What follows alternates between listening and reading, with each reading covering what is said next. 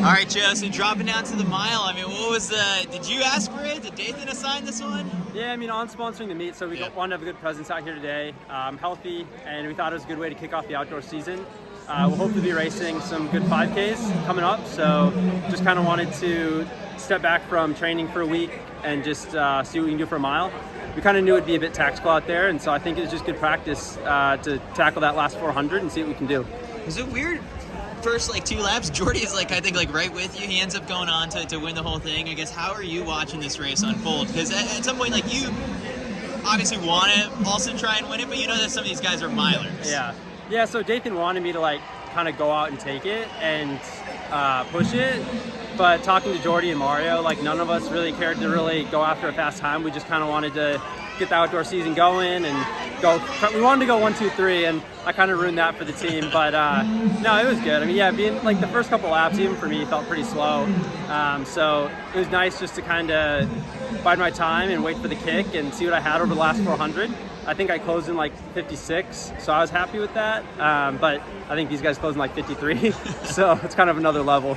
So at this point in the season, you had a heavy indoor season, you had the 10, and now is it just kind of getting ready for USA's? Where do you find yourself right now? So after the 10, I've done a large block of training. I think I've been up around 100 to 110 miles a week since the 10K.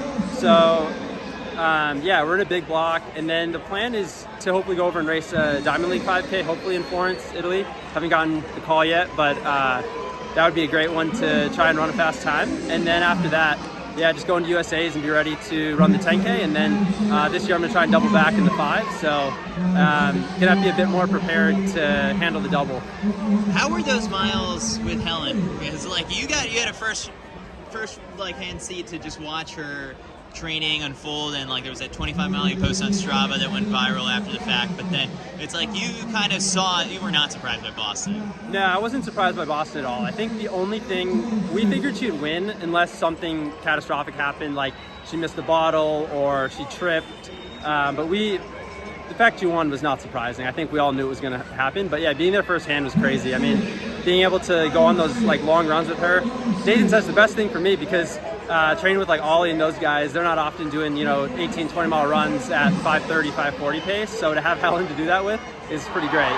So going back to the fact that you ran the mile here today, it's if someone like Woody is dropping down to the 15 next weekend, Abdi Hamidner doing the same exact thing. So it's I guess for the fan who may not be as familiar, to see these 10K, 5K specialists dropping down, what's the overall purpose of it? Yeah, so I think last year I won USA's, I closed in a 54 second 400, and so you got to have that speed. I think today, like I said, I closed in 56, so I've got some room to some speed I got to pick up by USA's if I want to go back and defend my title, and that's the focus of these races. You can't just be running miles, because you got guys like Grant, you got guys like Woody who are just so talented from the 800 all the way up to probably the half marathon. And so you really got to cover all ends of the spectrum. All right. Awesome, Joe. Well, wishing you the best of luck. Yeah, thank you.